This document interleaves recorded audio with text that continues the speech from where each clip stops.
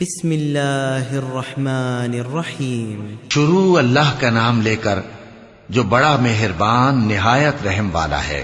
وما خلقت الجن والانس الا ليعبدون،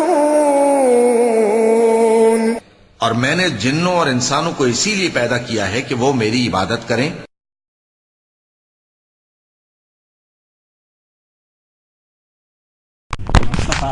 بعد یہ باب چل رہا تھا، باب ما جاء فی حمایت المصطفیٰ صلی اللہ علیہ وسلم فی جناب التوحید، یعنی رسول اللہ صلی اللہ علیہ وسلم نے توحید اور عقیدے کو بچانے کے لیے کہ انسان کی اپنی توحید اور اپنا عقیدہ محفوظ رہ جائے، اس کے لیے نبی علیہ السلام نے بہت ساری کوششیں کی ہیں، اور ہر وہ چیز جو عقیدے یا توحید کو برباد کرنے والی تھی نبی علیہ السلام نے اس کی نشاندہی کی اور بتا دیا تاکہ ہم اس سے اپنے آپ کو بچائیں۔ یہاں تک آپ نے توحید کی حفاظت کی کوشش کی کہ جو چیزیں بذات خود توحید کو تو نہیں خراب کر سکتی، لیکن وہ توحید کے خراب کرنے کا ذریعہ اور سبب بن سکتی ہیں، اللہ کے رسول نے ان سے بھی منع کر دیا، ان کو بھی ہمارے سامنے واضح کر دیا، ہمیں آگاہ کر دیا امتیوں کو، تاکہ وہ اسباب ہی نہ اپنائیں، وہ چیز اپنائیں ہی نہیں جو شرک کا آگے چل کر کے سبب بن سکتی ہو۔ تو اس سلسلے میں قرآنی آیات اور نبی علیہ السلام کی جو احادیث تھیں وہ گزر چکی ہیں، نصوص، کیونکہ شیخ الاسلام یا ہمیشہ کتاب و سنت پر چلنے والوں کا جو معاملہ ہوتا ہے، جب بھی وہ کوئی اپنی بات پیش کرنا چاہتے ہیں تو کتاب اللہ اور سنت رسول کی روشنی میں، اسی لیے ہر باب کے اندر جو بھی مسئلہ شیخ الاسلام ثابت کرنا چاہتے ہیں اس میں آیات، قرآنی آیات اور احادیث رسول صلی اللہ علیہ وسلم نقل کرتے ہیں۔ یہ دونوں چیزیں تو گزر گئی، نصوص یعنی کتاب و سنت کی جو آیات تھیں، اس مسئلے کو ثابت کرنے کے لیے جو قرآنی آیات اور احادیث سے ان کا تذکرہ ہو چکا، ان کی تفسیر اور ان کی تشریح بھی گزر چکی ہے۔ آخر میں جو شیخ الاسلام مسائل بیان کرتے ہیں، آج ان مسائل کا تذکرہ ہوگا، اور انہی مسائل پر یہ باب ختم ہوتا ہے۔ اس باب میں شیخ الاسلام نے 9 مسئلے بیان کیے ہیں، 9، جن میں سب سے پہلا مسئلہ ہے تفسیر آیت براءہ، سورت براءہ یعنی سورت التوبہ کی تفسیر۔ سورت التوبہ کی آیت کیا ہے؟ لَقَدْ جَاءَكُمْ رَسُولٌ مِّنْ أَنفُسِكُمْ حَرِيصٌ عَلَيْكُمْ مَا عَزِيزٌ عَلَيْهِ مَا عَنِتُّمْ حَرِيصٌ عَلَيْكُمْ بِالْمُؤْمِنِينَ رَءُوفٌ رَحِيمٌ۔ یہ لَقَدْ جَاءَكُمْ رَسُولٌ مِّنْ أَنفُسِكُمْ عَزِيزٌ عَلَيْهِ مَا عَنِتُّمْ حَرِيصٌ عَلَيْكُمْ بِالْمُؤْمِنِينَ رَءُوفٌ رَحِيمٌ۔ اس آیت کی تفسیر، اس آیت کی تفسیر کیا گزری ہے؟ اس آیت کی تفسیر یہ کہ اللہ تعالیٰ نے آخری نبی ان عربوں کو، ایک معنی تو یہ ہے کہ عربوں کو اللہ تعالیٰ نے خطاب کیا کہ اے عرب کے لوگوں، چونکہ قرآن عرب میں آیا اور نبی علیہ السلام سب سے پہلے اسلام کی دعوت عربوں سے شروع کی، اس لیے چونکہ مکی صورت چونکہ نبی علیہ السلام کے سامنے سارے عرب لوگ تھے، اسی لیے اس آیت میں عربوں کو خطاب کیا جا رہا ہے۔ کیا کیا گیا کہ یہ عربوں لَقَدْ جَاءَكُمْ رَسُولٌ مِّنْ أَنفُسِكُمْ، آ گئے تمہارے درمیان رسول جو خود تمہارے قوم، قبیلے اور خاندان سے ہیں، جن کے سارے ماضی کو تم اچھی طرح سے پہچانتے ہو کہ ان کا بچپنا کیسے گزرا، یہ جوان کیسے ہوئے، ان کے کردار کیا تھے، ان کی اخلاق کیا تھی، ان کی امانت و دیانت کیسی تھی، تم لوگ اچھی طرح سے انہیں پہچانتے ہو۔ پھر 40 سال کے بعد اللہ فرماتے ہیں ہم نے ان کو رسول بنا کر کے بھیجا. ایک معنی تو یہ ہے. دوسرا معنی یہ ہے کہ من انفسکم سے مراد عرب کے لوگ نہیں بلکہ پوری دنیا، یہ انسان قیامت تک آنے والے لوگ. لقد جاءکم رسول من انفسکم، اے لوگو آ گئے اے دنیا کے لوگوں، انسانوں اور جنوں، آ گئے تمہارے پاس اللہ کے رسول محمد صلی اللہ علیہ وسلم، اور ہیں کیا؟ من انفسکم، تمہارے جنس سے ہیں. جنس کا مطلب یہ پوری دنیا والوں کا خطاب کیا جائے، قیامت تک آنے والوں کو یہ خطاب، سے عربوں کو نہیں بلکہ پوری دنیا والوں کے لیے. آ گئے تمہارے یہاں ہمارے رسول من انفسکم، جو تمہارے ہی جنس سے ہیں، نہ جنات ہیں نہ فرشتے ہیں نہ کوئی اور مخلوق ہیں، بلکہ جسے تم انسان ہو، تمہارے انسانوں کی ہدایت کے لیے ہم نے جو رسول بھیجا ہے وہ بھی تمہارے انسانوں کا ایک فرد ہے. کیوں؟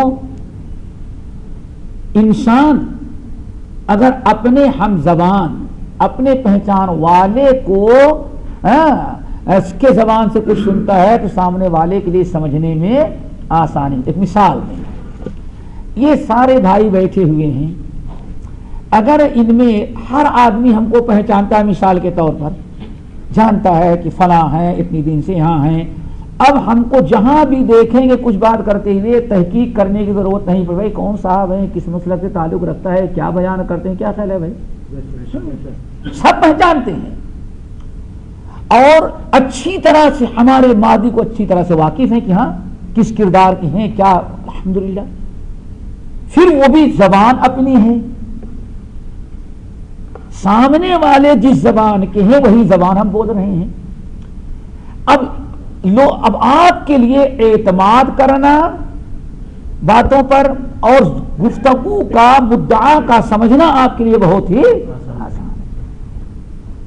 تو اللہ تعالیٰ نے فرماتے ہیں ہم نے جو رسول تمہارے درمیان بھیجا وہ کوئی انوکھی مخلوق نہیں ہے، وہ انسان ہیں، بشر ہیں، تمہارے ہی جیسے کھانے پینے والے ہیں، جن کی ساری کیفیات اللہ اکبر. اور یہ بھی بتا دیں عرب نبی علیہ السلام کا یہ کمال کہ جس وقت اللہ نے آپ کو نبی بنایا، مکے والے جس طرح سے آپ کی امانت و دیانت سمجھتے رہے کہ پورے مکے میں آپ سے سچا آدمی کوئی نہیں، آپ سے زیادہ امانت دار کوئی نہیں، آپ سے زیادہ وفادار کوئی نہیں. آپ کا یہ کمال ہے، اللہ کی قسم آج بھی جتنا اس وقت کے کفار سمجھتے تقریباً اتنا ہی آج مسلمان اسے سمجھتا. آپ کی ایک ایک ادا، ایک ایک سیرت کو اللہ تعالیٰ نے محفوظ رکھا علماء اسلام کے ذریعے. آج انسان واقف ہے، بلکہ یہ بھی کہہ دیں کہ مسلمانوں کو تو جانے دیں، آج غیر مسلمین بھی اس بات پر اتفاق ہے کہ آپ سے پہلے اور آپ کے بعد آپ جیسا انسان کوئی نہیں پیدا ہوا. اللہ نے ایسے نبی بنایا کہ اندھوں کو بھی بینا کی طرح اس سورج نظر آ رہا ہو. اللہ کے ہم لوگ آئے اتنے صدیوں کے بعد، لیکن نبی کی کوئی ایک ادا ظاہر کی، باطن کی، اخلاق کی، کردار کی، کاروبار کی، میل ملاپ کی، دشمنوں کے ساتھ، دوستوں کے ساتھ، بیوی بچوں کے ساتھ آپ کا کیا کردار رہا، الحمدللہ آج بالکل اظہر من الشمس. اور اس کا سب سے بڑا بین ثبوت کیا ہے؟ اس عیسائی نے دنیا کے 100 بڑے مسلمانوں کو، کیا نام ہے، مائیکل ہارٹ، ذرا سوچیں، اس نے 100 با کمال انسانوں کو منتخب کیا. عیسائی ہے. مین مقصد لکھتا ہے کہ ہم سے ہی سوچ رہے تھے کہ سب سے پہلا نمبر کس کو دے؟ حضرت عیسیٰ کو کتاب لکھا، لیکن ہمارے پاس کوئی ایسی چیز نہیں تھی کہ ہم محمد کو پہلا نمبر دے سکیں صلی اللہ علیہ وسلم. کتاب لکھنے کے بعد 10 سال تک چھپا کے رکھا، سوچ کر اور غور کرتا رہا. 10 سال کا تھا نا، 10 سال رکھا ہوا، سوچتا ہے کہ کسی بھی صورت سے 10 سال اور ریسرچ کریں تاکہ کوئی ایسی چیز مل جائے کہ حضرت عیسیٰ کو موسیٰ سلم پر ٹھوک دیا. آخر 10 سال انتظار کرنے کے باوجود بھی فبہت الذی کفر، آخر نتیجہ کیا نکلا؟ معذرت کرتے ہوئے پیش کر دیا بھائی بہت کوشش کیا لیکن محمد سے باکمال شخصیت دنیا میں کوئی نہیں صلی اللہ علیہ وسلم. کیوں میرے بھائی؟ اسی لیے کیوں اللہ تعالیٰ آپ کو قیامت تک کے لیے نبی بنانے والا ہے.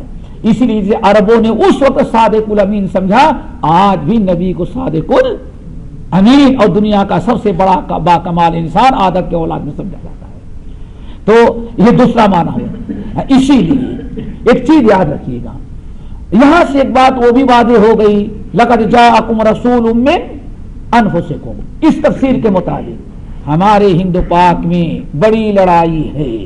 کیا ہے کہ محمد صلی اللہ علیہ وسلم کو بشر ماننا کیا ہے؟ کفر ہے. کیا ماننا چاہیے؟ نور. وہ بھی نور نہیں, نور من نور اللہ سمجھنا چاہیے. بھائی قرآن نے تو کہہ دیا لقد جاءکم رسول من انفسکم, بات واضح ہے. اور قل انما انا بشر مثلکم تو بہت ساری مقامات پر آیات ہیں. یہ آیت کی تفسیر ہوئی.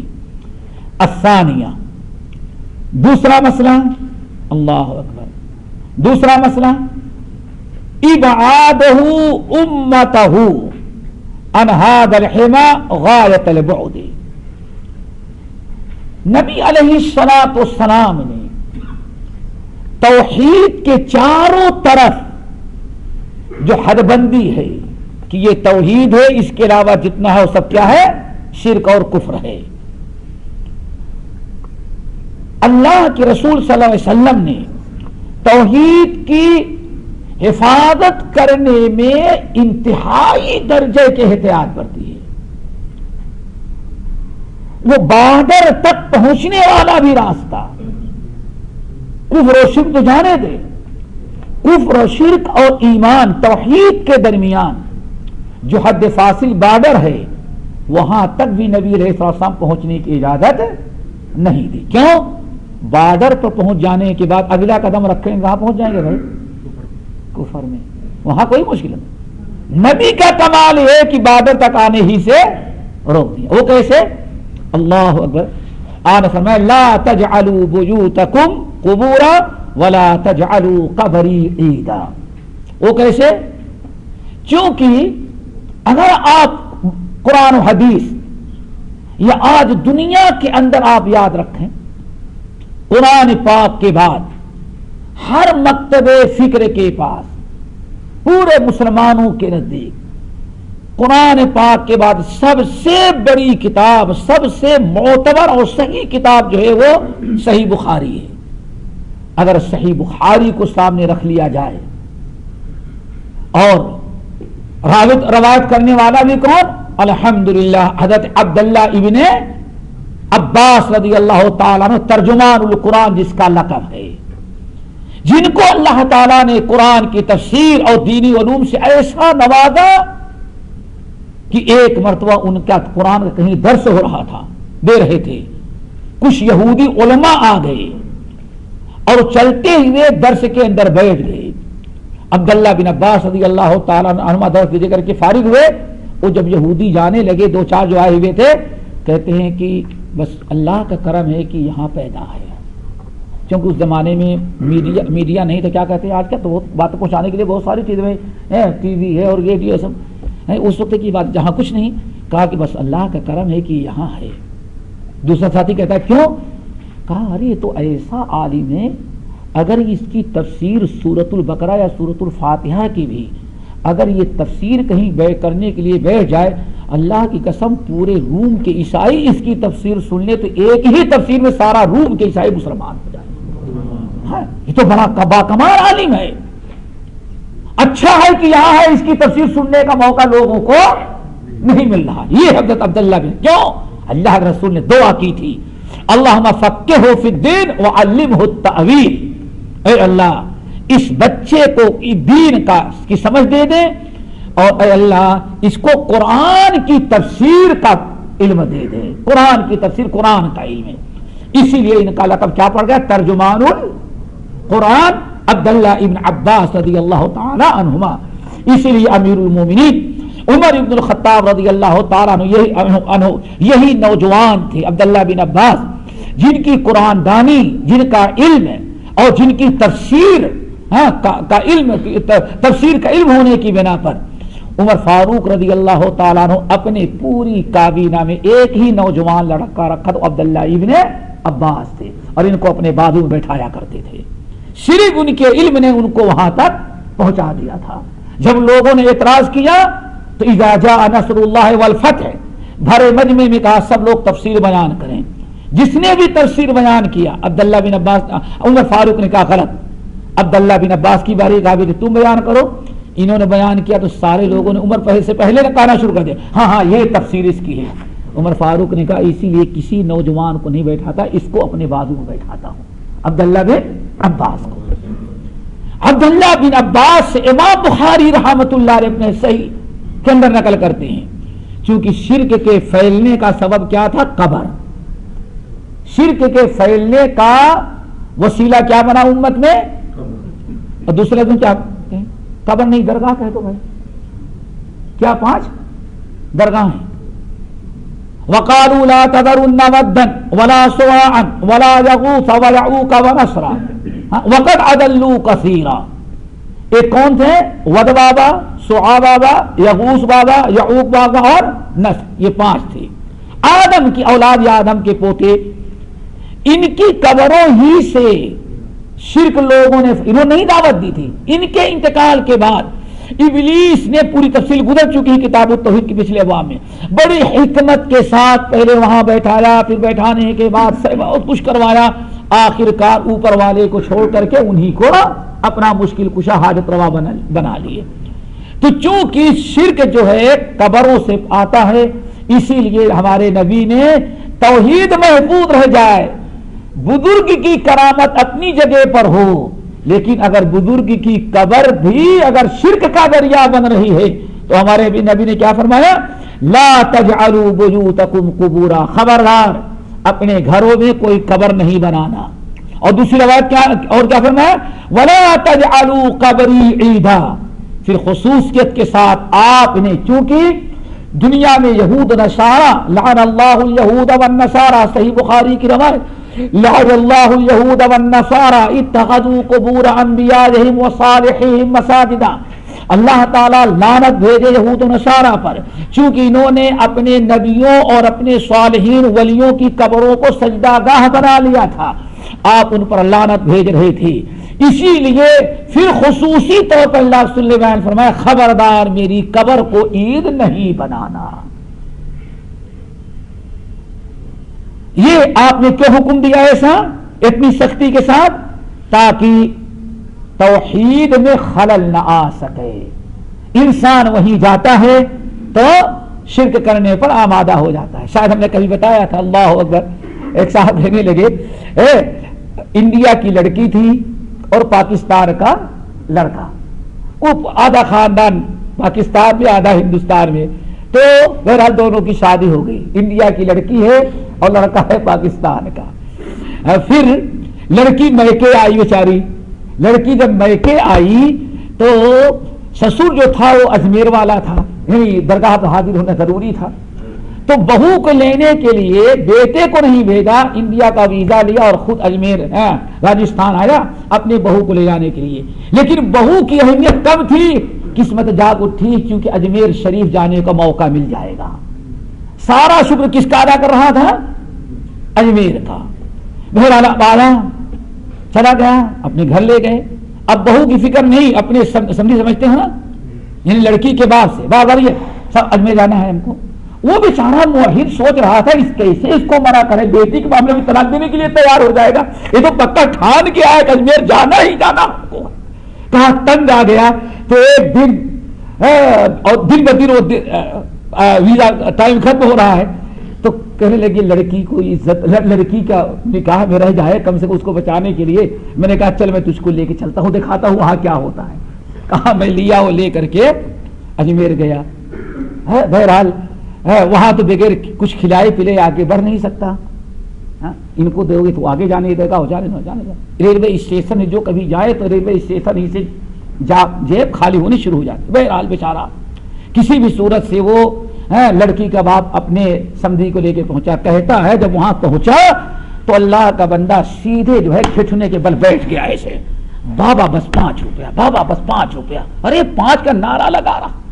تو کہتے ہیں میں نے سوچا اتنا بڑا مشرک عقیدہ بھی برباد کرا دے کتنے لیے، وہ بھی 5 ریال نہیں، انڈین 5 روپیہ. تو سندھی نے کہا، میں نے اس کو پکڑا یہاں سے، اچھل رہا تھا، بیٹھ گیا گھٹنے کے بل اور بس بابا 5 بابا 5 بابا 5 روپیہ.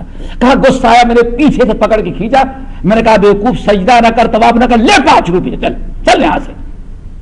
کہا میں نے پکڑا اس کو، اٹھا لیا اور 5 روپیہ لیا تو سیدھے سجدے میں گر گیا. بابا تیرا کمال ہے کہ وہابی سے دلوا دی. اللہ اکبر. انسان ایسی جگہ ہے کہ وہاں جانے کے بعد انسان شرک میں مبتلا ہو جاتا ہے. اسی لیے اللہ کے نبی نے فرمایا لا تجعلوا بیوتکم قبورا ولا تجعلوا قبری عیدا. اللہ اکبر. کاش کہ میری امت سمجھے اس کو، یہ امت سمجھے اس کو. لیکن آج مسجد کا ویران ہو جانا گوارا ہے، درگاہ کا ویران ہونا گوارا نہیں ہے. ہندو مسلم فسادات میں ہندوستان کے اندر مسجد پر ڈھا دیا جائے کوئی بات نہیں، لیکن اگر درگاہ پر، اسی لیے ہزاروں مسلمان ہندو مسلم گجرات کے فساد میں، ہندو مسلم فسادات میں سینکڑوں مسلمان، ہزاروں مسلمان قتل کیے گئے، کوئی نقصان نہیں ہوا. کتنے کی پراپرٹی جلا دی گئی. لیکن یہاں شارجہ میں ایک صاحب ہیں، ایک دن کہیں گے دیکھو بڑا غضب کیا صاحب، درگاہ کا بھی گیٹ جلا دیا. اس کو ساری فکر یہ ہے کوئی قبر تھی چوراہے پر، اس کے گیٹ کو جلا دیا. مسلمان کی پراپرٹی، جائیداد، جان، عزت کی کوئی فکر نہیں. افسوس کس بات پر ہے؟ ایک گیٹ جلا دیا. اللہ اکبر. تو میرے بھائی نبی علیہ السلام نے کلی طور پر ختم کر دیا. نمبر 3، تیسرا مسئلہ ذکر حرصہ علینا ورأفتہ ورحمتہ. یہ بڑی پیاری چیز ہے، اس کو یاد رکھیں. کیا نبی کا معاملہ دیکھو، نبی کس قدر تمہارے لیے حریص ہیں. عزیز علیہ ما عنتم، عزیز علیہ ما عنتم حریص علیکم بالمؤمنین رؤوف الرحیم. یہ بڑی خوبی ہے، بڑی خوبیاں آپ کی. نمبر 1 اللہ نے کیا فرمایا؟ عزیز علیہ ما عنتم. اے اس امت کے لوگوں، اے انسانوں، یاد رکھو ہمارے نبی جو تمہارے یہاں آئے ہیں ان کی بڑی خوبی، بڑی صفت، بڑا کمال کیا ہے؟ عزیز علیہ ما عنتم. ہر وہ چیز جس سے تم کو تکلیف پہنچے ہمارے نبی کو ناقابل برداشت ہے. دیکھا آپ نے نبی ہمارے اوپر کتنے مہربان ہیں. عزیز، عزیز کے معنی آتے ہیں مشقت. عزیز علیہ ما عنتم، عزیز کے معنی غالب، اور عنایت کے معنی مشقت. تمہیں جس بات سے تکلیف ہو، تمہیں جس بات سے نقصان ہو، تمہیں جس بات سے تکلیف پہنچتی ہے، ہمارے نبی کے لیے تمہاری تکلیف گوارا نہیں. ہمارے نبی کبھی برداشت نہیں کر سکتے. ہمارے نبی یہ کبھی برداشت نہیں کر سکتے کہ ہمارے نبی کسی امتی کو کوئی تکلیف پہنچے. ذرا غور کرو، آخری عمر میں اللہ صلی اللہ علیہ وسلم نے کیا فرمایا؟ اللہ، صحیح مسلم کی حدیث، اے اللہ میں بشر ہوں، مجھے بھی غصہ آتا ہے، مجھے بھی کبھی تیش آ جاتا ہے. ہاں اتنے لوگ ہیں میرے امتی، اللہ ہو سکتا ہے میں نے کبھی کسی کو ڈانٹ دیا ہو، میں نے کسی پر غصہ کر دیا ہو سکتا ہے میں نے کسی بھائی کے ساتھ یہ کر دیا ہو، بد دعا کر دی ہو، جہاں میں کسی پر لعنت بھیج دیا ہو غصے میں آ کر کے. اللہ مجھے تو یاد نہیں، آپ جانتے ہیں. اللہ میں آپ سے دعا کرتا ہوں، اپیل کرتا ہوں کہ میں نے اپنے جس امتی کو برا کہا یا جس امتی کو تکلیف پہنچایا یا میں نے جس امتی پر لعنت بھیجی، اللہ جو کچھ میں نے اپنے امتیوں کو کہا ہے، تکلیف پہنچی ہے، میں دعا کرتا ہوں ہماری ان تمام باتوں کو ان کے حق میں رحمتوں میں تبدیل کر دے. اور کیا ہو سکتا ہے؟ اتنا بھی کوئی رحم دل ہوگا. عزیز علیہ ما عنتم، ہمارے نبی کو بہت ہی تکلیف پہنچتی ہے کس میں؟ ان باتوں سے جو تمہیں نقصان دہ ہو. پھر میرے بھائیوں اتنا بڑا نقصان دہ اور کیا ہو سکتا ہے؟ نبی کو نبی کے امتی کو اس سے بڑی تکلیف کیا ہو سکتی ہے کہ توحید خراب ہو جائے اور ہمیشہ ہمیشہ کے لیے وہ جہنم میں چلا جائے. نبی کو اس سے زیادہ تکلیف اور کیا ہوگی کہ ہمارا امتی کہاں چلا جائے؟ تو اسی لیے نبی نے توحید کو باقی رکھنے محفوظ رکھنے کی اتنی کوششیں کی ہیں تاکہ آپ کا کوئی امتی اس کے عقیدے میں شرک نہ آ سکے، توحید خراب نہ ہو سکے۔ عزیز پہلی خوبی کیا ہے؟ عزیز علیہ ما عنتم۔ تو یہ نقطہ یہاں یاد رکھو، یہ تبھی اگلی بات سمجھ میں آئے گی۔ کیا مت ہوا؟ پہلی خوبی، تمہیں جو بھی تکلیف دینے والی پریشانی والی چیز ہو ہمارے نبی کو گوارا نہیں ہے۔ مطلب کیا ہوا؟ ہمارے نبی ہر اس چیز کو دفع کرنا چاہتے ہیں جو تمہارے لیے نقصان دہ ہو۔ آئی بات سمجھ میں؟ آپ کا سب سے بڑا مخلص انسان ہوگا جو خود تکلیف تو جانا پہنچائے بلکہ دوسروں سے جو تکلیف آ رہے ہیں وہ آپ سے دفع کرے۔ دیکھا نبی کا کمال، عزیز علیہ ما عنتم حریص علیکم، اور ہمارے نبی کیا ہے تمہارے اوپر؟ دوسری خوبی حریص۔ حریص کا مطلب کیا ہے؟ اللہ اکبر، بالکل ما عزیز علیہ ما عنتم کا اپوزٹ۔ کیا عزیز علیہ ما عنتم کا مطلب کیا بتایا؟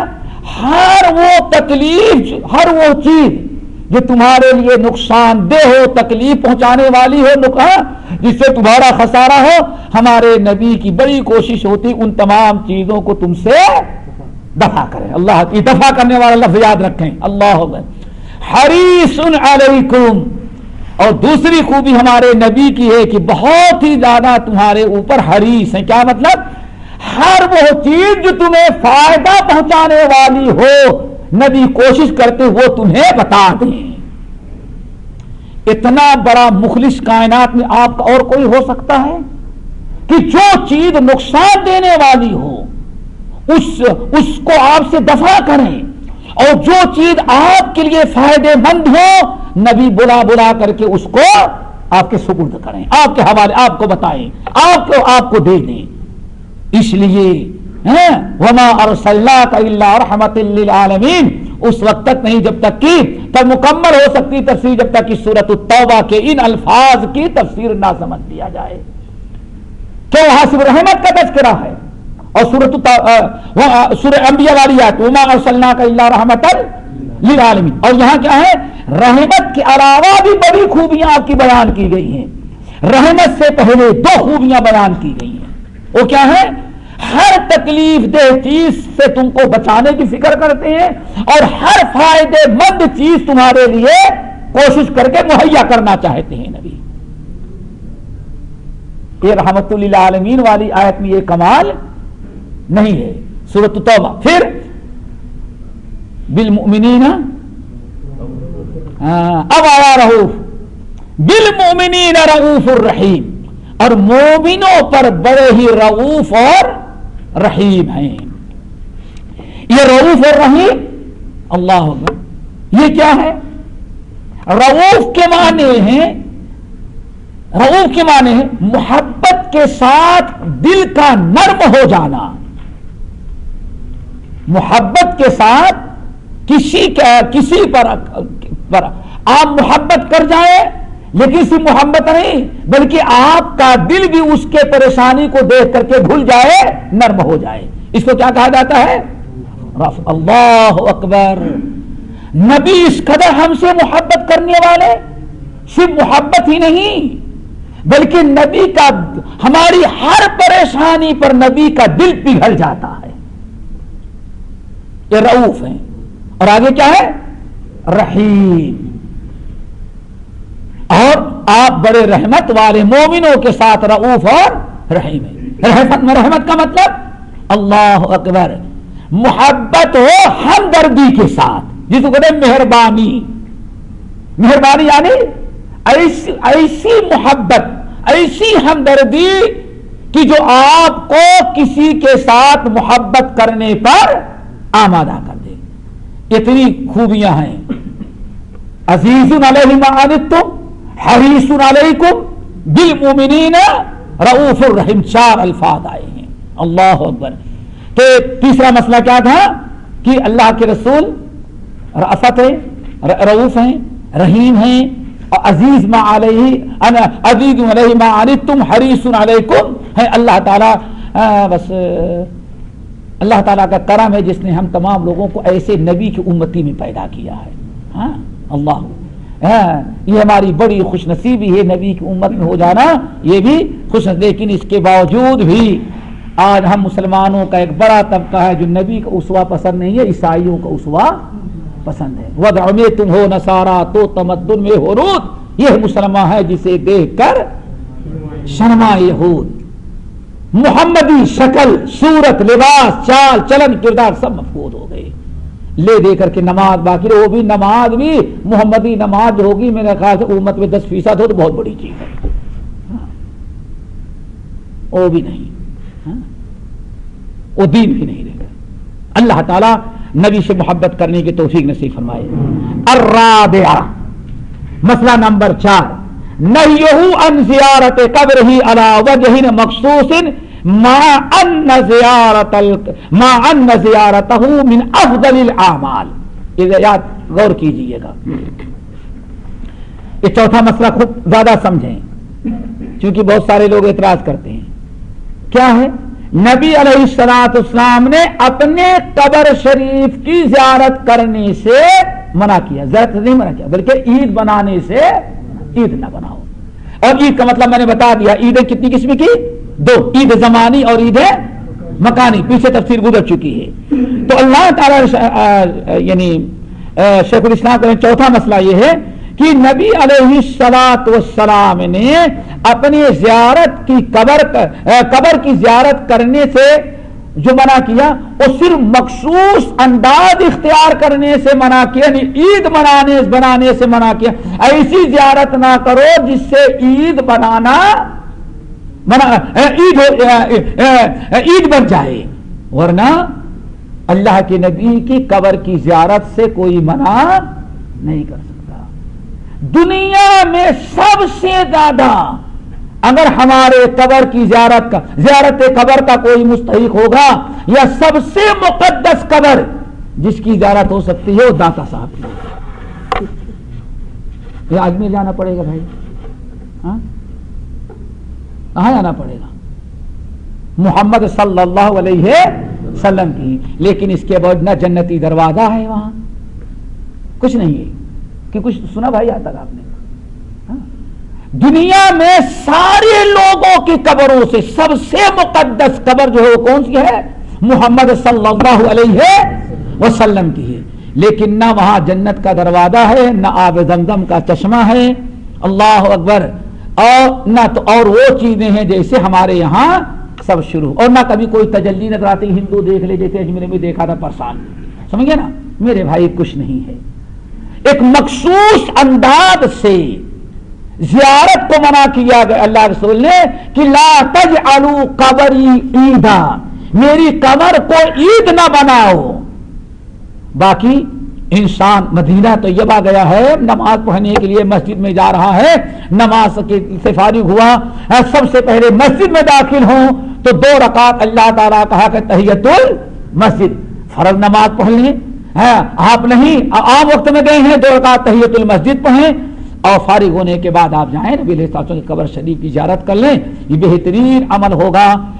اور لیکن اپنے انجام اپنی موت کو بھی یاد کرنا چاہیے, کیونکہ زیارت قبور کا اصل مقصد کیا ہے؟ موت کو یاد, آخرت کی فکر ہونی چاہیے. ایسا نہیں کہ وہاں جانے کے بعد ہوش کھو جائیں اور نعت پڑھنا ایسے شروع کریں کہ پولیس دھکے بھی دے تو ہٹنے کے لیے تیار نہ ہو. اس کو یہ پرواہ نہیں کہ جب سید الانبیاء والمرسلین محمد صلی اللہ علیہ وسلم موت سے نہیں بچ سکے, اسی قبر کے گڈھے میں سونا پڑ رہا ہے, تو ہماری اور آپ کی کیا حیثیت ہے؟ ہم زندہ رکھ کب تک ہیں؟ ہمیں بھی تو موت آئے گی اور ہمیں بھی مٹی کے گڈھے میں جانا ہے. یہ انسان نہیں سوچتا. اللہ اکبر. تو اللہ یہ یاد رکھیے گا, اگر کوئی کہے نہیں وہابی نے نبی کی زیارت کی قبر سے منع کیا ہے, تو منع کیا ہے کہ اجازت دیا ہے, اجازت دیا ہے. صرف ایک مخصوص انداز ہے, کیا اس کو عید نہ بناؤ بلکہ برابر زیارت کرو, کوئی مشکل نہیں. اب لوگ پوری بات نقل نہیں کرتے, دیکھو زیارت قبور سے منع کر دیا, منع نہیں کیا ہے ایک مخصوص انداز سے جو شرک کا سبب بن سکتا تھا، شرک کی مشابہت ہو سکتی تھی، عید کی مشابہت ہو سکتی، اس سے اللہ کے رسول نے منع کیا ہے، چاہے عید زمانی ہو یا عید مکانی ہو۔ اللہ اکبر۔ بلکہ شیخ الاسلام کیا کہتے ہیں، غور کرو، مع ان زیارتہ من افضل الاعمال، کیا ہے؟ بہترین اعمال میں سے کیا؟ آپ کی قبر کی زیارت۔ منع نہیں کر رہا ہے، کیا منع؟ ایک مخصوص انداز سے منع کر رہے ہیں۔ الخامسہ، نمبر 5، نہیہ عن الاکثار من الزیارہ، اور نبی علیہ السلام نے جو منع کیا ہے وہ یہ کہ بہت کثرت سے زیارت نہ کریں، اس سے منع، لا تجعلوا قبری عیدا۔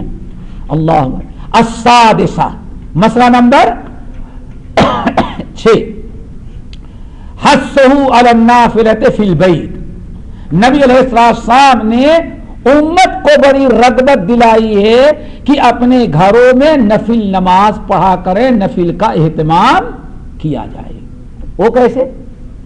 پیچھے حدیث گزر چکی ہے، لا تجعلوا بیوتکم مقابر یا قبور، اپنے گھروں کو قبرستان کے مانند نہ بناؤ، جیسے قبرستان میں نماز نہیں پڑھی جاتی ویسے اپنے گھر کو نماز سے ویران کر کے اپنے گھر کو مردوں کی جگہ نہ بنا دو، بلکہ اجعلوہا، اللہ سے فرمایا بلکہ اپنے گھروں میں نماز پڑھا کرو، لیکن فرض نماز نہیں، صرف کون سی؟ نوافل۔ نوافل کون ہے؟ نوافل سے مراد یہاں فرض کے علاوہ جو نمازیں باجماعت پڑھی جا رہی ہیں ان کے علاوہ، سمجھ گئے نا؟ چاہے فجر کی سنت ہو یا ظہر کی سنت ہو یا مغرب کی سنت ہو یا عشاء کی سنت ہو، تہجد کی نماز ہو، سمجھ گئے نا؟ اب مثال کے طور چاش اشراق کی نماز ہے، اللہ نے فرمایا جو انسان مسجد میں باجماعت نماز پڑھے اور پھر وہیں مسجد میں بیٹھا رہے، پھر 4 رکعت اشراق کی نماز پڑھ لے تو سمجھو کہ اس نے ایک حج اور عمرہ مقبولہ کا ثواب حاصل، تو اس کے لیے مسجد ہے۔ کیوں؟ اگر ماشاءاللہ ہمارے بھائی کو اللہ اجازت دے دے چاش پڑھنے کے لیے، فجر کی نماز یہاں پڑھیں، چلے جائیں گھر میں مصلی بچھا کر کے بیٹھ جائیں تو بستر بھی نظر آتا ہے، سونے کا بھی دل چاہتا ہے، کچھ نہیں۔ اگر بچے والے ہیں تو ایک بچہ کہے گا ہاں ہم اسکول جا رہے ہیں، ہم کو 5 درہم چاہیے، دوسرا بچہ کیا کہ بس آنے والی ہم کو وہاں چھوڑ دیں۔ تو یہ اشراق کا جو ٹائم ہے صبح کا وقت ہے، اگر آدمی مسجد میں اس کی پابندی نہ کرے، کہاں چلا گیا؟ اپنے گھر میں جا کے بیٹھا تو کچھ نہیں، تو بیگم کہیے ذرا کافی پی لیں، چائے پی لیں، سردی کا موسم ہے۔ بہرحال وہاں اشراق کے لیے کلی طور پر فجر کے نماز سے لے کر کے اشراق تک عبادت میں نہیں رہے گے، وہاں کچھ نہ کچھ دنیا داری میں مشغول۔ جو قربانی آپ کو یہاں دینی پڑ رہی ہے، فجر سے پہلے آئے، مسجد میں بیٹھے ہیں، سلام پھیرے، وہ بھی اگر فجر کی نماز لمبی ہے تو وہ بھی الحمدللہ اجر و ثواب۔ اب بیٹھ کر کے سورج جب تک بلند نہ ہو جائے ایک ہی جگہ بیٹھے تسبیح پڑھنا، تحلیل کرنا، ذکر اذکار کرنا، تلاوت قرآن کرنا، اس میں جو بڑا جہاد ہے گھر میں جانے کے بعد یہ جہاد انسان کبھی ادا نہیں کر سکتا۔ باقی نوافل نماز آپ جا کر کے گھر میں پڑھیں، اللہ کے رسول نے بلکہ فرمایا کیا؟ سب سے افضل فرض نماز مسجد میں افضل ہے اور نوافل نماز مسجد سے گھر میں افضل ہے۔ بلکہ واللہ بڑا تعجب ہوگا، بہت سارے اہل علم تو یہاں تک کہتے ہیں کہ اگر آدمی مسجد نبوی میں نماز پڑھ رہا ہے تو وہاں بھی سنت پڑھنا کہاں افضل ہے؟ اپنے گھر میں جا کر کے۔ بڑا تعجب ہوگا، ایک نادان آدمی سنا رہے یہ تو مجھے بڑی بات بتا دی، اپنے گھر کو مسجد نبوی سے افضل بنا دیا۔ نہیں، سوال یہ اللہ کے رسول نے یہ حدیث کہاں بیان کی تھی؟ امارات میں بیان کیا تھا، پاکستان میں بیان کیا تھا، ہندوستان میں بیان کیا تھا، مصر میں کیا تھا، جاپان، کہاں کیا تھا؟ کس جگہ کیا تھا حدیث بیان؟ اگر وہاں بھی افضل نہ ہوتی تو کیا فرماتے؟ ہاں اس ہماری مسجد کے علاوہ کہیں نہیں، آپ مسجد نبوی ہی میں رہ کر کے وہیں کے نمازیوں کے بارے میں کیا فرما رہے ہیں کہ فرض نماز سے زیادہ فرض مسجد میں نفل نماز مسجد کے بالمقابل گھر میں ادا کرنا زیادہ افضل ہے۔ تو اسی لیے اہل علم کہتے ہیں مسجد نبوی میں بھی فرض نماز تو مسجد میں پڑھی جائے گی، لیکن نوافل مدینے میں بھی کوئی آدمی تو مسجد نبوی سے اپنے گھر میں جا کر کے پڑھنا زیادہ افضل و زیادہ اجر و ثواب، اللہ رسول نے وہی حدیث بیان کی ہے. اللہ اکبر. لیکن شرط ہے کہ جا کر کے پڑھیں. ہاں ماشاءاللہ بیٹھے ہیں جوان، بھگ کے چلے گئے کہیں کرکٹ میچ آ رہا ہو بھی، کہیں انڈیا پاکستان کا ہو، تو پھر میرا خیال ہے تکبیر تحریمہ کیا امام سے پہلے سلام پھیر کر کے بھگ جائیں گے. وہاں جا کے کیا نفل پڑھے گا انسان، یہ بھی یاد رکھنا چاہیے. ہاں ہمارے گھر تو پورے سنیما حال بنے ہوئے ہیں، وہ کون سی چیز ہے جو آج ہمارے گھروں میں نہ ہو. آپ نماز کے لیے آئے، بیوی بچے بیٹھے کیا کر رہے ہیں؟ ہو سکتا ہے کوئی غلط منظر ہو، جا کے آپ اس میں دیکھنے مشغول ہو جائے تو آپ گنہگار ہو جائیں گے. اسی لیے اس یقین کامل کے ساتھ کہ ہاں وہاں جا کر کے آپ کو سنت پڑھنا ہے. پھر شیطان کو بھگانے کا بھی بہترین ذریعہ ہے مسجد گھر میں نماز پڑھنا اور تلاوت قرآن کرنا. اللہ رسول سے وقت دلائیے. السابعۃ، مسئلہ نمبر 7، انہ مقرر عندهم انہ لا یصلی فی المقبرہ. یہ بڑی اہم چیز ہے. صحابہ کرام رضوان اللہ مجمعین کے نزدیک یہ اتفاقی مسئلہ تھا، اجماع تھا، سب کے ہاں یہ بات مسلم مقبول تھی کہ قبرستان میں نماز پڑھنے کی جگہ نہیں ہے. قبرستان میں قبرستان نماز کی جگہ نہیں ہے. اسی لیے اللہ رسول نے کیا فرمایا؟ لا تجعلوا بیوتکم مقابر، اپنے گھروں کو قبرستان نہ بناؤ بلکہ اپنے گھروں میں نماز پڑھو. کیا مفہوم نکلا؟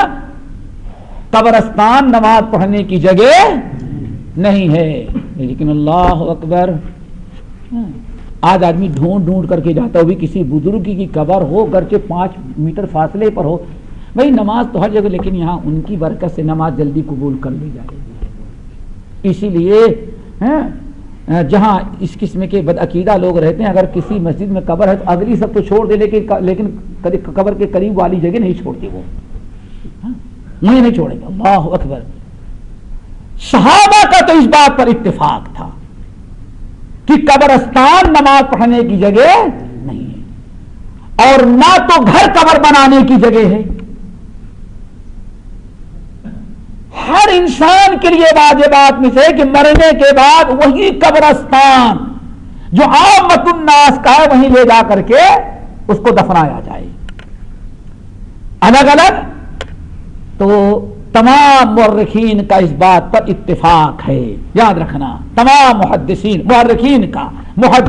کا اہل علم کا کہ کسی بڑے سے بڑے بزرگ، ہمارے ہاں تو بزرگ کہیں بتائیں نہیں سے کون سا بزرگ ہے بھائی، ہاں جو جتنا زیادہ سردی کا موسم ہے نا، جو جتنا زیادہ ننگا رہتا ہو بڑا بزرگ ہوگا. کیوں بڑا؟ اس کی کرامت کیا ہے؟ سردی میں کپڑا نہیں پہنتا. یہ مشاہد جا کر کے دیکھو، ہم نے اپنی آنکھوں سے دیکھا. اللہ اکبر. ساؤتھ انڈیا کے اندر بارش میں گٹر گندگی بہتی ہے، اس میں سفید کیڑے. اللہ کی قسم کہتا ہوں نالی کے کنارے بیٹھے کیڑے کھا رہے. میں نے کہا اس کو پکڑو یار. کہتے نہیں وہ مجذوب ہے. اور کیا پتا چلا وہ گورنمنٹ سروس کرتا تھا، کچھ اچھی خاصی تنخواہ گورنمنٹ نے نکال دیا، حکومت نے. دماغ کا اٹیک ہوا، پاگل ہو گیا، گھر والوں نے نکال دیا. اللہ ہے پاگل لیکن کیڑا کھا رہا ہے با کرامتی. کیوں؟ ان کی بڑی کرامتوں میں سے کرامت یہ بھی ہے، اگر کہیں کہ بھائی وہ شراب کیسے، نہیں شراب رہتی ہے لیکن ان کی کرامت ہے کہ منہ کے قریب پہنچتا ہے تو شربت بن جاتا. یہ بہت ساری کرامتیں ان کی. ہاں وہ کیڑا ہے لیکن پکڑے تو کیڑا منہ کے قریب آیا تو اندور بن گیا. اللہ اکبر. میرے ان آنکھوں نے دیکھا، اسی پہلی مرتبہ میں نے دیکھا کہ مجذوب کس کو لوگ کہتے ہیں. کہتے ہیں مجذوب ہے، پاگل کو مجذوب بنا رہے ہیں. میرے بھائیوں یہ پاگل ہے، مجذوب نہیں ہے. سمجھ گئے نا؟ مجذوب کا مطلب کیا؟ اللہ اتنا شرائط کر گیا ہے کہ من تن شدم تو کیا ہے، من تن شدم تو من شدی، من تو شدم تو من شدی، من تن شدم تو جا شدی، تاکس نہ گوئے ادباد ادا من دیگرن تو دیگری. یہ وحدت الوجود والے یا کسی بدماش فلم اسٹار نے بنایا اپنے معشوقہ کے خاطر، یا کسی بدماش ہیروئن نے اپنے معشوق کے خاطر بنایا. کیا؟ من تن شدم تو من تو شدم تو من شدی، من تن شدم تو جا شدی، ताकस न गोयत बाद अगा मन दीगरम तू दीगरी। अरे मैं तुम बन गया और तुम हम बन गए, तुम जिस्म बन गए, मैं तेरी जान बन गई। अब दुनिया में कोई कह ही नहीं सकता कि हम दोनों दो हैं। इसको क्या कहा जाता है मेरे भाइयों? मजजूब। ये क्या है वो? मजजूब। ये है मेरा भाई मजजूब। अल्लाह ताला किसी के जिस्म में नहीं सरायत करता, अल्लाह ताला का दर्द सरायत करता है। अल्लाह ताला की मोहब्बत दिल में पैवस्त होती है, अल्लाह ताला का जाहो जलाल आता है। और जब अल्लाह ताला का जाहो जलाल आता है तो कीड़े पकड़ के नहीं खाता। तक़शइरु मिन्हु जुलूदुल लज़ीना यख़शौना रब्बहुम सुम्मा तलीनु जुलूदुहुम व क़ुलूबुहुम इला ज़िक्रिल्लाह। उनका दिल कांपता है, दिल दहल जाता है, रोकते खड़े हो जाते हैं। फिर अल्लाह ताला की इबादत में वो कीड़ा खाया और जाकर के दरख्त के नीचे बैठा हुआ वो कौन मजलूब बन गया? ये सब शैतानी चक्कर हैं, अल्लाह ताला इनसे बचाए। तो क्या है मेरे भाई? मुकर्रर अन्नहुम ला युसल्ला। सहाबे कराम का इत्तेफाक था कि कब्रिस्तान में नमाज नहीं हो सकती। अस्सामिना, आठवां है ना, तालील ज़ालिका बिअन्न सलात अर्रजुल व सलामहु अलैहि यबलुगुहु व इन बउदा फला हाजत इला मा यतवहमहु मन अरादल कुर्बा। मसला नंबर 8 ये है कि नबी अलैहिस्सलातु वस्सलाम की इस हदीस में ये सबब बयान कर दिया गया कि आदमी दुनिया में कहीं भी रहेगा, घर से बहुत दूर हो, लेकिन वो दुरूद और सलाम पढ़ेगा तो उसका दुरूद और सलाम नबी अलैहिस्सलाम के यहां पहुंचा दिया जाएगा। समझ गए ना? तो कुछ लोग जो धक्के देकर के सुनने वहां जाकर के पहुंचेंगे तो सुनेंगे और ज्यादा सवाब मिलेगा। पिछले हदीस गुजर चुकी है, क्या हदीस थी?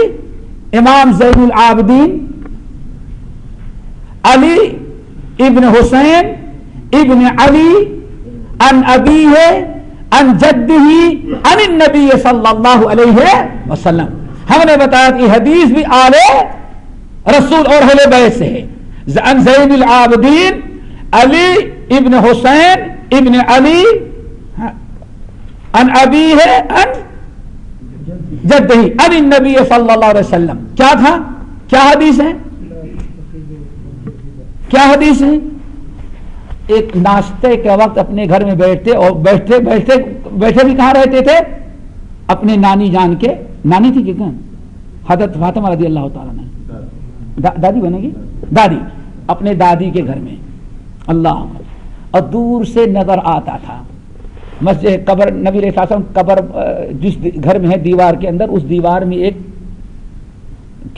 छोटा सा सुराख, खिड़की थी समझ लो, वो आता था वहां डाल करके बहुत देर तक दुआ मांगता रहता था। ज़ैनुल आबिदीन ने एक दिन देखा, 2 दिन देखा, 3 दिन देखा, तो समझ गए कि नहीं ये है कुछ ज्यादा बरकत समझ करके आता है। जैसे पहुंचा उधर बुलाया उसको, सुनो इधर आओ, बुलाया उसको, कहा आओ नाश्ता करो, पहले ये खाओ, आशा करें दोपहर का खाना आओ खाओ। बहरहाल नहीं मैं कुछ नहीं खाना चाहता। अच्छा वहां क्या करने के लिए? तो अल्लाह अकबर, यही आज हम कह दें तो कहेंगे अंग्रेजों के एजेंट है। और आज अपने अंग्रेजों के एजेंट नहीं कहते, जो हक बात करें उसको कहते हैं यहूदियों के एजेंट है। अब अंग्रेजों के एजेंट वाला जमाना खत्म। अब किसका एजेंट लोग बताते हैं? किताब और सुन्नत बयान करो, हक गोई से काम लो, तो क्या कहते हैं? यहूदियों का एजेंट। अल्लाह, यहूदियों ने इसको एजेंट बना करके उम्मत में तफरका डालने और इख्तिलाफ डालने के लिए पैदा किया। अल्लाह अकबर। वही चीज हम कहें, हम आह भी करते हैं तो हो जाते हैं बदनाम, वो कत्ल भी करते हैं तो चर्चा नहीं होता। अल्लाह अकबर। क्यों इतनी जबान बंद रखते हो? इमाम ज़ैनुल आबिदीन को किसका एजेंट कहोगे? बोला यहां आओ, याद रखो 3 दिन से देख रहा हूं, तुम यहां पढ़ो या उन्दुरुस में पढ़ो दरूद और सलाम, सवा का लफ्ज आएगा ना, सवा उन, दोनों अजर सवाब के एतबार से बराबर होंगे। फिर कहा नाना जान ने हदीस में बयान फरमाया है कि मेरी कब्र को ईद ना बनाना। यह हदीस कहां से निकली है? आले बैत, आले रसूल से। फिर 7 लफ्जों में कहा انت ہونا وما انت ومن فی الاندلس الا سوا، تم یہاں پڑھتے ہو اندلس سے آ کر کے، اور تمہارا کوئی مسلمان بھائی اندلس میں پڑھ رہا ہے، وما انت ومن فی الاندلس الا سوا، تم یہاں سے پڑھو یا اندلس میں رہنے والا تمہارا بھائی پڑھتا ہے، اجر و ثواب کے اعتبار سے دونوں برابر ہیں۔ کیا ثواب بھائی؟ من صلی علیہ مرتن صلی اللہ علیہ عشرہ، یہاں پڑھو گے تو 10 اور اندلس سے پڑھو گے تو 5، ایسا تو نہیں ہے، یا اندلس سے پڑھو گے تو 10 اور یہاں سے پڑھو گے تو 20 نہیں۔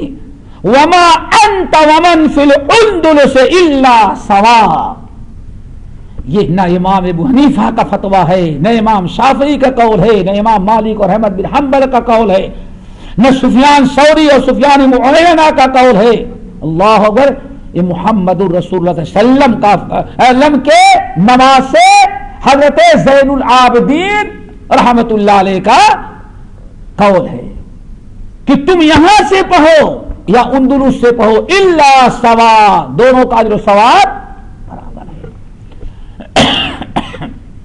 اللہ اکبر۔ التاسعہ، اور کیسے پہنچایا جاتا ہے سلام؟ کیسے پہنچایا جائے گا؟ سنن ابن سعید کی روایت، ان للہ ملائکۃ سیاحین، اللہ تعالیٰ کے یہاں اللہ تعالیٰ نے کچھ فرشتوں کو مقرر کر رکھا ہے، اور وہ فرشتے پوری دنیا کے اندر سیاح سمجھتے ہو نا، چلتے رہنا، چلتے رہتے ہیں، ان کا صرف ایک کام ہے، دنیا میں جو بھی درود و سلام پڑھے گا اس کو ہمارے یہاں پہنچا دیا جائے گا۔ یہ ہو گئی بات، یہ پہنچانے کا طریقہ ہے۔ التاسعہ، مسئلہ نمبر 9 اور آخری مسئلہ، قولہ صلی اللہ علیہ وسلم فی البردۃ تورد اعمال امتہ فی الصلاۃ والسلام علیہ، بڑی کتاب جو بہت زیادہ آج کل پڑھی جاتی ہے، اس میں اور دوسری بہت ساری کتابوں میں کیا لکھ دیا گیا ہے کہ بندے جو اعمال کرتے ہیں، بندے جو اعمال کرتے ہیں وہ نبی علیہ السلام کے ساتھ پیش کیے جاتے ہیں، اور دیکھتے ہیں کہ میرے کس امتی نے کتنی نماز پڑھی ہے اور کتنا جماعت کی پابندی کی ہے، کتنے تلاوت کی ہے، ہفتے یہ پیش کیا جاتا ہے، یہ ہوتا ہے نا۔ اور اسی کی ایک کڑی وہ ہے بدماشوں کا واقعہ جو شیخ احمد کا خواب بیان کرتے ہیں جھوٹا، تو اٹھل گڑھا ہوا کیوں؟ فتویٰ کمیٹی جو ہے سعودیہ کی باقاعدہ ریکارڈ نکالا، سمجھتے ہیں کہ مسجد حرمین کا پورا ریکارڈ، کون کون امام گزرے ہیں، کس نے اذان دی ہے، کون کون اس کا، چونکہ تاریخی اس کا پورا ریکارڈ ہے، تو شیخ احمد نام کا آج تک کوئی امام نہیں گزرا جو وہاں مسلح میں کھڑے ہو کے پڑھتا رہا ہو۔ ویسے کوئی ہند پاک کی بات ہو تو کوئی بات نہیں بھائی، رہتے ہیں وہاں اور دل سے وہاں پہنچا، ان کی مرضی ہے اپنی، اور پڑھایا ہوگا تو مریدوں کو پڑھایا ہوگا، وہاں کے نمازیوں کو نہیں پڑھایا ہوگا، سمجھ گئے نا، وہ جو وہاں رہ کے دل سے نماز پڑھتے ہیں۔ لیکن مسجد نبوی کے جو ائمہ ہیں گزرے ہیں، آج تک شیخ احمد نام کا کوئی امام نہیں گزرا۔ اور ہمیں بیان کیا کہتا ہے؟ شیخ احمد نے خواب میں دیکھا کہ محمد صلی اللہ علیہ وسلم سے ہماری ملاقات ہو رہی ہے اور کہہ رہے ہیں کہ ہم بہت اپنی امت سے دکھی ہیں، یہی کچھ ہے نا پورا قصہ۔ پھر سب کچھ کرتے آخر میں یہ کرو پیغام پہنچا دو، پھر آگے لکھ دیا کہ جو اس کو کم سے کم 10 چھپائے گا اس کی اتنی مراد پوری ہوگی، جو 20 چھپایا گیا اتنی مراد اپنے۔ بامبے کے اندر ایک لڑکی تھی، کینسر کی بیمار تھی، سارے ڈاکٹروں نے انکار کر دیا، 100 پرچے چھپائی، بالکل چنگی ہو گئی وہ، پتہ نہیں بامبے کے مسلمانوں کو پتہ ہی نہیں ہے۔ سب بات وہاں کی لکھیں گے جہاں تک آپ پہنچ نہ سکتے ہو، تحقیق نہ کر سکتے۔ اللہ اکبر، سمجھ گئے نا۔ پھر فلاں جگہ یہ، پھر نیچے کیا لکھے گا، اور ایک صاحب نے اس کو چھپایا تو کروڑپتی ہو گیا، اور ایک شخص نے اس کی تصدیق نہیں کی تو ہفتے بھر میں ماں باپ جانور مویشی بیٹا بیٹی خود ہی مر گیا، پورا خاندان مر گیا۔ اللہ، یہ بیکار کی بات ہے، ڈرانے والی خرافات۔ تو میرے بھائی بندوں کے اعمال نہیں پیش کیے جاتے بلکہ صرف نبی کا درود و سلام. اور بندوں کے اعمال کہاں پیش کیے جاتے ہیں؟ صحیح مسلم کی حدیث کیا آپ ارشاد فرماتے ہیں بندوں کے اعمال پیر کو اور جمعرات کو اللہ تعالیٰ فرماتے ہمارے یہاں اللہ سے فرماتے اللہ تعالیٰ کے سامنے پیش کیے جاتے ہیں. اللہ تعالیٰ بندوں کے ہفتے میں جو 2 دن اعمال پیش کیے جاتے ہیں سب کو قبول کر لیتے ہیں. لیکن 2 مسلمان آپس میں جو لڑنے والے ہوتے ہیں تو اللہ تعالیٰ فرماتے ہیں ان کو چھوڑ دو, ان کے اعمال کو میں اس وقت تک نہیں قبول کروں گا حتی یصطلحا, جب تک کہ یہ دونوں مسلمان آپس میں مصالحت نہ کر لیں. تو اعمال اللہ کے رسول کے پاس امتیوں کے پیش کیے جاتے اللہ تعالیٰ پر پیش کیے جاتے ہیں. تو اس لیے ہمیں اس سے بچنا چاہیے چونکہ اللہ سے فرمایا ہاں فإن تسلیمکم یبلغنی این کنتم, ہاں تم لوگوں کا جو درود و سلام جس کا میرے سے تعلق ہے, چونکہ آپ نماز پڑھتے ہیں نماز کا تعلق نبی سے نہیں, نماز کا تعلق اللہ کی عبادت ہے وہ اللہ تعالیٰ سے ہے, سمجھ گئے نا. تو یہ درود سلام پہنچا, اس کے علاوہ اور کوئی عمل آپ کا پہنچایا نہیں جاتا. اسی پر یہ باب ختم ہو گیا. اس کے بعد انشاءاللہ جو باب آ رہا ہے وہ بڑا ہی اہم ہے. وہ کیا ہے؟ آج کچھ لوگوں نے دھندا بنا رکھا ہے اور ان میں سے ایک صاحب وہ بھی ہیں جن کو اللہ کے رسول نے لاہور میں آ کر کے سب نقشہ وغیرہ بنایا تھا, ہاں ادارہ قائم کریں, یہ قائم کریں, پھر وہ قائم کریں, پھر اللہ اکبر. اللہ کے رسول نے کہا پاکستانیوں نے میری بڑی توہین کی ہے, میں ناراض ہو کر کے بھگا جا رہا ہوں. تو بہت میں قدموں پر گر گیا تو اللہ کے رسول نے کہا ٹھیک ہے ہم کو PIA کا ٹکٹ اسلام آباد سے کہاں تک کا دے دو. ہاں کھوپڑی میں کچھ بھی اگر مغز ہوتا مخ معافی والا معاملہ ہے, ورنہ سمجھتا کہ ہاں مدینہ انٹرنیشنل ایئرپورٹ آج تک نہیں بن پایا ہے, صرف حاجیوں کے لیے کھولا جاتا ہے انٹرنیشنل ایئرپورٹ مدینہ. اور یہ قصہ آج سے 20 سال پرانا بتا رہا ہے. 20 سال تک تو صرف 2 ہی ایئرپورٹ تھے انٹرنیشنل, 3 ایئرپورٹ, ریاض, زہران اور جدہ. بس مدینہ PIA گیا کیسے اور کہاں سے اڑا؟ اللہ اکبر. میرے بھائی ان لوگوں کا دعویٰ کیا ہے؟ یہ امت کچھ بھی کر ڈالے شرک نہیں ہو سکتا. کیوں؟ اللہ رسول نے فرمایا میری امت میں شرک نہیں آ سکتا. تو اب اگلا باب جو آ رہا ہے ایسے لوگوں کی تردید میں کہ نہیں شرک قیامت تک جو بھی شرک کرے گا اس کے اندر شرک آ جائے گا. اللہ رسول نے یہ نہیں بتایا کہ میری امت کبھی شرک میں مبتلا, اور شرک کرنے والا نبی کا امتی رہی کہاں گیا ہو, وہ تو کسی اور برادری میں داخل ہو گیا نا بھائی. چلو باقی انشاءاللہ ہے کہ کچھ لوگ اس امت میں بھی شرک کریں گے, اوثان بتوں کی پوجا کریں گے. چلو سبحانک اللہم و بحمدک اشہد ان لا الہ الا انت استغفرک و اتوب الیک.